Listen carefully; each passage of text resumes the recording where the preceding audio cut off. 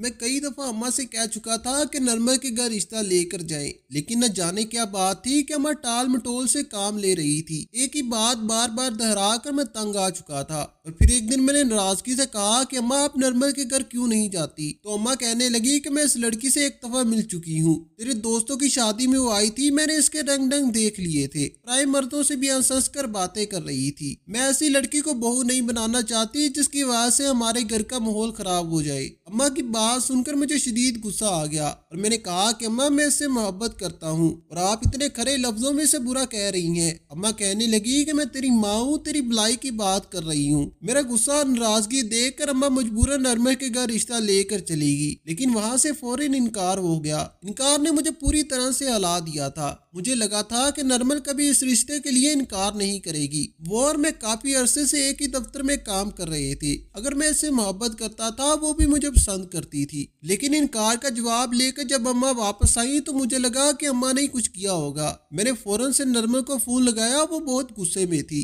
کہنے لگی تم نے رشتہ بھیجنے سے پہلے مجھ سے اجازت کیوں نہیں لی؟ میں تم جیسے شخص سے کیسے شادی کر سکتی ہوں؟ تم نے اپنے گھر والوں کو دیکھا ہے؟ تمہاری ماں جس ولیے میں رشتہ لے کر آئی تھی، اس طرح تو ہمارے گھر کام والی آتی ہے۔ جس طرح تمہاری ماں نے دوپٹہ اوڑھ رکھا تھا، مجھے تو دیکھ کر ہی گھبراہٹ ہو رہی تھی، یقیناً وہ بہو سے بھی یہی سب کروائیں گی۔ میں تمہارے گھر کبھی شادی نہیں کر سکتی، مجھے آزاد زندگی گزارنے کی عادت ہے، اور مجھے لگتا ہے کہ تم لوگ بہت ہی دکایا نصرت ہو۔ میں نے اسے سمجھانا چاہا کہ میری ماں تھوڑا مذہبی ذہن رکھتی ہے، لیکن اس نے صاف انکار کر دیا، اور کہنے لگی کہ میرا اور اس کا کوئی جوڑ نہیں ہے۔ یہ کہہ کر اس نے فون بند کر دیا اور میرا دل ٹوٹ گیا تھا۔ میں خاموشی سے کمرے میں بیٹھا تھا جب یہ اماں میرے پاس آئی اور کہنے لگی کہ اس لڑکی کی زبان کینچی کی طرح چلتی ہے۔ میں رشتہ لے کر گئی تو اس نے ایسی عجیب باتیں کی کہ میں خود ہی شرمندہ ہوگی۔ اس کے لیے عورت کی شرم و حیا کوئی معنی نہیں رکھتی، اور یہ بات میں تجھے پہلے سے سمجھانا چاہتی تھی۔ اب تیری شادی وہیں ہوگی جہاں میں چاہوں گی، میں تیرے لیے کوئی اچھی سی لڑکی ڈھونڈوں گی۔ میں نے اماں سے کہہ دیا ٹھیک ہے، لیکن مجھے پڑھی لکھی لڑکی سے شادی کرنی ہے، نرمل کی ٹکر کی ہو، تاکہ میں اس کے سامنے سرخرو ہو سکوں۔ میری بات سن کر اماں نے کوئی جواب نہ دیا۔ مجھے لگا تھا کہ وہ میری پسند کا خیال رکھیں گی اور میرے لیے کوئی ایسی لڑکی تلاش کر کے لائیں گی، لیکن مجھے کیا معلوم تھا کہ وہ بالکل ہی الٹ کریں گی۔ میری اماں نے میرا رشتہ اپنی مرضی سے طے کر دیا تھا، اور پھر مجھے بتایا تھا کہ وہ لڑکی پڑھی لکھی نہیں ہے۔ اس بات پر میں اماں سے بہت ناراض تھا۔ مجھے ایک پڑھی لکھی اور قابل لڑکی چاہیے تھی جسے اٹھنے بیٹھنے کا ڈنگ آتا ہو، جو زمانے کی اونچ نیچ سے واقف ہو۔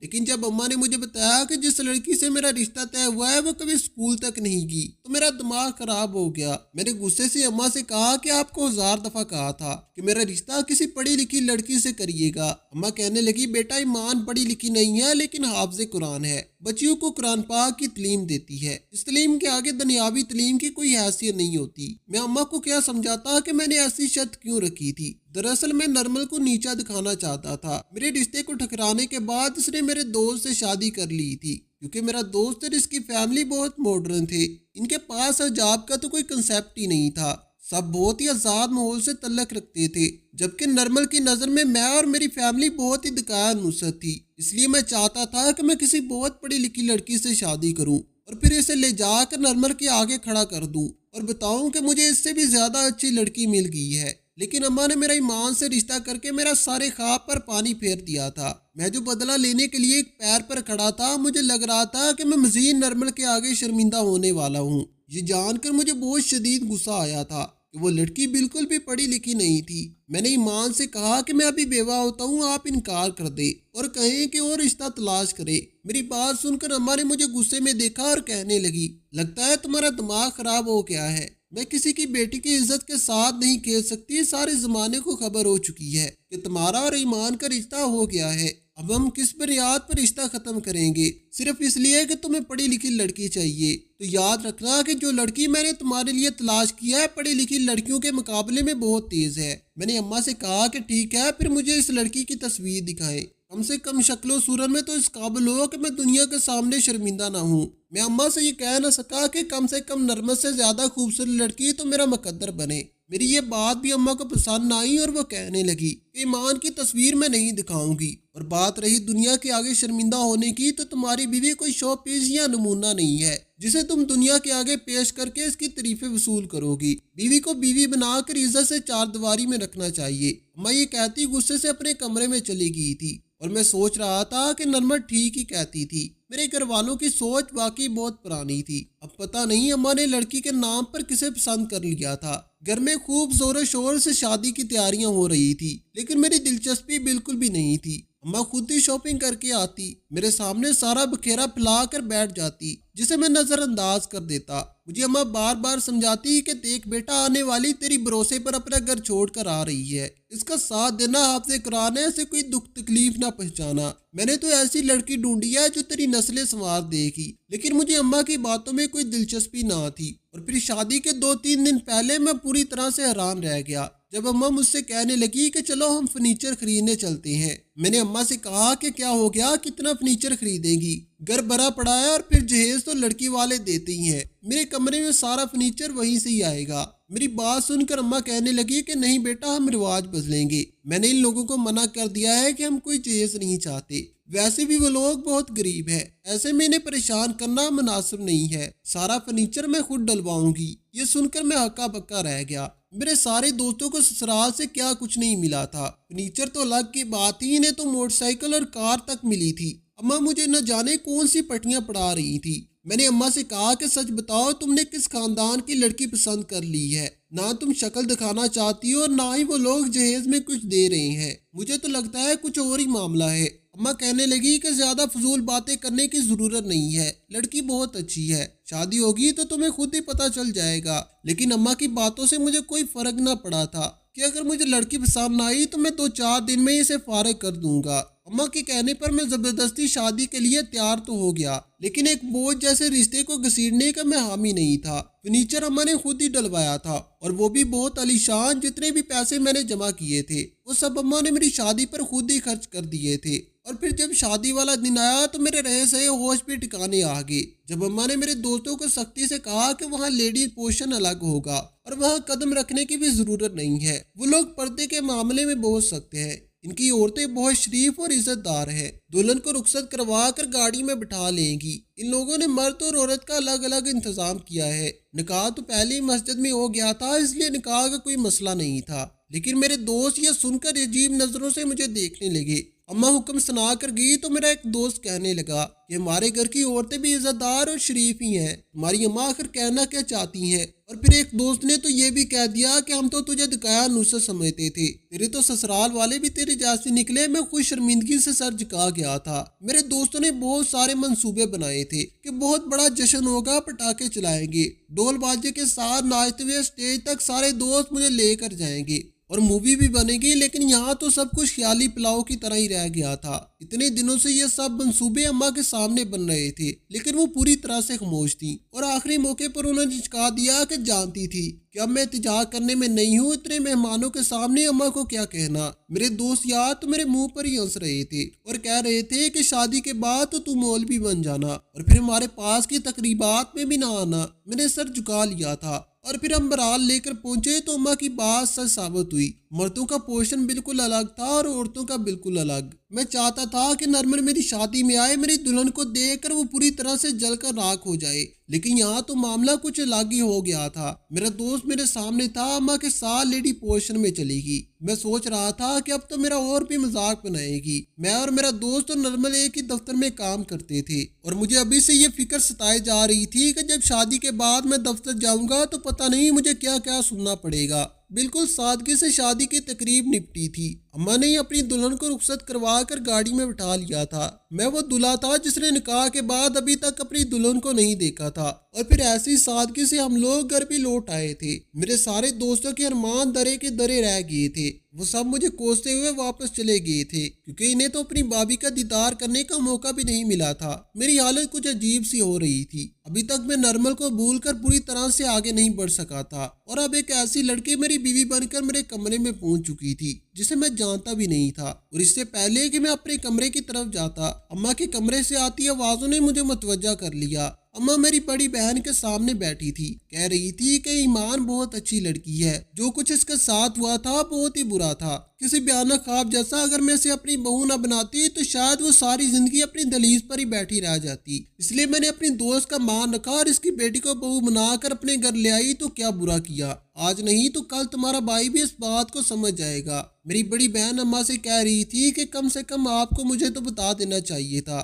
کہ اس لڑکی پر کیسی قیامت گزری ہے۔ شادی میں نے جب دوسرے لوگوں کے منہ سے سنا تو تب مجھے اس بات کا علم ہوا اور میں بہت ہی شرمندہ ہوئی کہ لڑکے کی بڑی بہن ہونے کے باوجود مجھے یہ بات معلوم نہیں تھی۔ اماں کہنے لگی کہ ضرورت نہیں ہے کہ ہر بات کا ڈنڈورا پیٹا جائے، اور یہ بات تو بالکل بھی ایسی نہیں ہے، ایمان کی عزت کا سوال ہے، اسی لیے میں نے کسی کے آگے کچھ نہیں کہا۔ یہ سننا تھا کہ میرے رونگٹے کھڑے ہو گئے اور میں سوچنے لگا تھا کہ آخر ایمان کے ساتھ ایسا کیا ہوا تھا جو کوئی بھی اس سے شادی نہیں کرنا چاہتا تھا، اور اماں نے اسے میرے پلو سے باندھ دیا تھا۔ یقیناً کوئی بہت ہی بڑی بات تھی، جبھی تو ایسے چھپتے چھپاتے پردے کے نام پر خاموشی سے شادی کی گئی تھی۔ میں نے سوچا کہ کمرے میں جا کر اماں سے سیدھی طرح سے پوچھ لیتا ہوں کہ آخر انہوں نے میرے ساتھ ایسا کیوں کیا ہے، اور وہ کون سی بات ہے جو مجھے بھی نہیں بتائی گی۔ لیکن پھر خود بخود میرے قدم رک گئے۔ اماں میری بات کا جواب ہی کب دیتی تھی، اپنے غصے سے مجھے ڈرا دیا کرتی تھی۔ اس سے ڈرنا نہیں بلکہ عزت کرنا کہا جائے تو غلط نہ ہوگا، لیکن میں اماں کی عزت میں کچھ بھی نہ کہتا، اور پھر یہی سوچ کر میں نے واپس اپنے قدم کمرے کی طرف بڑھا دیے تھے۔ میں اندر داخل ہوا تو گھونگھٹ ڈالے ایک لڑکی بیٹھی تھی،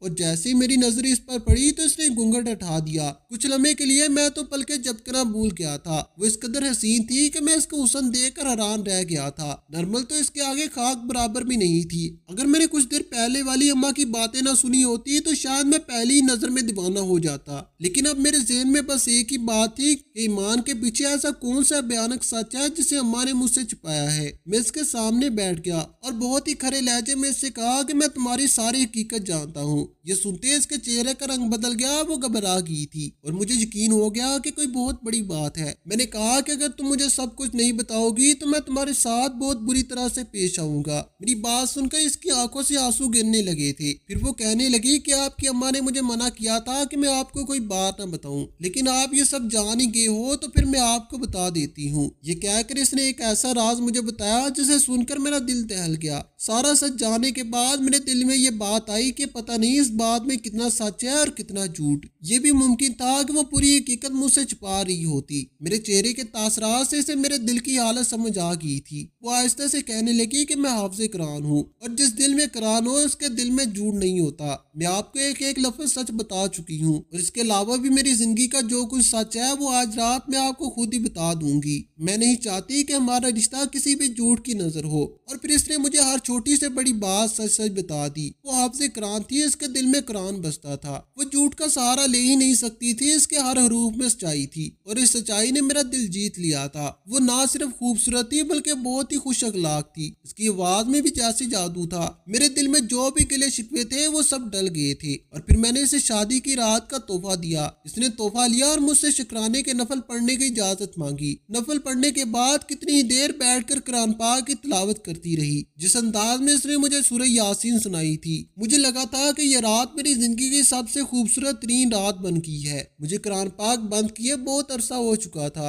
اتنا وقت نہیں ملتا تھا کہ میں نماز کی پابندی کے ساتھ قرآن پاک کی تلاوت بھی کروں۔ آج بڑے عرصے کے بعد شادی کی پہلی رات ہی میرے دل میں قرآن پاک کے لیے دوبارہ سے محبت جاگی تھی، جو کچھ عرصے سے شاید سو گئی تھی۔ ایمان نے مجھے اس بات کا احساس دلایا تھا کہ قرآن پاک اور اس کی تلاوت کس قدر سکون بخشتی ہے۔ میں بھی اس کے ساتھ ساتھ تلاوت کرنے لگا تھا۔ وہ پڑھی لکھی نہیں تھی لیکن ہزار پڑھے لکھوں سے بہتر تھی۔ اماں کی یہ بات آنے والے کچھ ہی دنوں میں سچ ثابت ہو گئی تھی۔ اس نے ہمارے گھر کو خوشیوں کو گوارا بنا دیا تھا۔ وہ بہت ہی دیندار نمازی تھی اور پردے کی پابندی کرتی تھی۔ کبھی کسی نامحرم کے سامنے جانے کا اس نے سوچا بھی نہیں تھا، اور یہی باتیں دھیرے دھیرے میرا دل جیت رہی تھی، کیونکہ ہر مرد ایک ایسی عورت ہی چاہتا ہے جس کی آنے والی نسلوں کو سنوار دے۔ وقتی طور پر میں نرمل کی محبت میں بھٹک گیا تھا اور اس کی خوبصورتی اور اداؤں کی زندگی میں خوبصورتی سمجھ کر بیٹھ گیا تھا، لیکن آہستہ آہستہ اماں نے مجھے بتایا تھا کہ زندگی کی اصل خوبصورتی حیا ہوتی ہے، چاہے وہ مرد کی حیا ہو یا عورت کی۔ چھٹیوں کے دن گزارنے کے بعد جب میں دفتر گیا تو میں نے نرمل کو روتے ہوئے دیکھا۔ مجھ سے رہا نہ گیا، میں نے اس سے پوچھ لیا کہ کیا ہوا ہے۔ وہ ایک دم سے پھوٹ پھوٹ کر رونے لگی اور کہنے لگی کہ میں ایک ماڈرن فیملی میں شادی کرنا چاہتی تھی کیونکہ میں آزاد زندگی گزارنا چاہتی تھی، لیکن اب میں بہت بری طرح سے پچھتا رہی ہوں۔ اخلاق کچھ زیادہ ہی ماڈرن ہے، ماڈرن کیا بلکہ بے حیائی اور آوارہ ہے۔ اس کے کئی لڑکیوں کے ساتھ چکر ہے हैं, और जब मैं इस बात को लेकर बाज प्रस्त करती हूँ तो वो कहता है कि इसमें कोई बुराई नहीं है। मैं एक शख्स के साथ जिंदगी गुजारने पर मजबूर हूँ जो कि एक ही वक्त में न जाने कितनी लड़कियों के साथ तल्लक में है। ये कहकर और वो बुरी तरह से रोने लगी और मुझे ईमान की बात याद आई कि जिंदगी में हया बहुत ज्यादा जरूरी होती है। वाकई अखलाक और इसकी फैमिली का या शराफत से कोई तल्लक नहीं था। मॉडर्न होने के नाम पर उन्होंने दीन के हर हुक्म की खिलाफ वर्जी की थी और हर हद को पार कर रखा था, और यही देखकर तो इसने शादी की थी। और अब इसे किस बात का एतराज था, वो तो खुद भी ऐसी जिंदगी गुजारना चाहती थी। न जाने लेकिन मुझे इससे हमदर्दी का एहसास नहीं हुआ था, लेकिन मेरे दिल में ईमान की मोहब्बत बहुत बढ़ गई थी। इस रोज मैं दफ्तर से वापस लौटा तो अपनी माँ के हाथ पकड़कर चूम लिए। अम्मा एकदम से हैरान हुई और कहने लगी कि क्या बात, आज बहुत प्यार आ रहा है। मैंने अम्मा से कहा कि आपने मुझ पर बहुत बड़ा एहसान किया है। मैंने शादी ईमान से करवाई है जो कि हाफिज़ कुरान है, और जो खूबियां इसमें है वो किसी आम लड़की में नहीं हो सकती। मेरी बात सुनकर अम्मा मुस्कुरा उठी, जबकि शादी की रात में यह बात जान गया था कि जब ईमान 10 साल की थी कि इसे कुछ लड़कों ने अगवा कर लिया था और इसे अपनी हवस का निशाना बना लिया था, और इसीलिए इसे स्कूल छोड़ना पड़ा था। और फिर वो सिर्फ और सिर्फ दीनी तालीम ही हासिल कर सकी थी। इसने कुरान हिफ्ज किया था और फिर वो दूसरी बच्चियों को कुरान हिफ्ज करवाने लगी थी। यही वो सच था जिसकी वजह से इसकी शादी नहीं हो रही थी, और अम्मा ने खुद बख्शीश से अपनी बहू बनाया था, क्योंकि जो कुछ भी हुआ था इसमें ईमान की कोई गलती नहीं थी। और जब शादी की रात इसने खुद मुझे हर बात बताई तो न जाने मेरे दिल में इसके लिए कोई बुराई ना आई, बल्कि मुझे इससे हमदर्दी का एहसास हुआ था। उससे शादी के बाद ही मुझे पता चला था कि एक हाफिज़ कुरान शख्स में ऐसी खूबियां मौजूद होती हैं। मैंने जो इसमें खूबियां पाई थी जो शायद कितनी भी पढ़ी लिखी लड़की से शादी करता तो इसमें भी ना होती। आप लोगों को बस यही बताना चाहता हूँ कि हाफिज़ कुरान लड़की से निकाह के बाद मुझे कैसे फवायद हासिल हुए। इसने मुझे कुरान पाक के करीब कर दिया। जब मैंने कुरान पढ़ना शुरू किया तो मुझे अल्लाह का करब हासिल होने लगा और मेरी जिंदगी तब्दील होगी। कुरान के साथ साथ मेरी नमाजों में भी पाबंदी आ गई। हमारे घर में एक अलग सा सुकून महसूस होने लगा था, जैसे हमारा घर जन्नत का कोई गोशा हो, क्योंकि हर वक्त वो तिलावत करती थी। खासकर खाना पकाते वक्त जो वो तिलावत करती तो खाने का जायका ही बदल जाता। कभी कभी तो मैं इतना हैरान होता हूँ कि आम से खाना भी इतना लजीज होता है कि छूटता नहीं है। दिन ब दिन बढ़ती महंगाई की वजह से मेरे सारे दोस्त रो रहे थे, लेकिन एक मैं था और सब्र और शुक्र की आदत थी, क्योंकि मेरी बीवी ने मुझे यह सब्र और शुक्र सिखाया था। मैंने कभी ना शुक्री की और ना कभी ऐसी चीज की फरमाइश की जिसकी वजह से मैं पागलों की तरह मेहनत करता और फिर इससे हासिल ना कुछ कर पाता।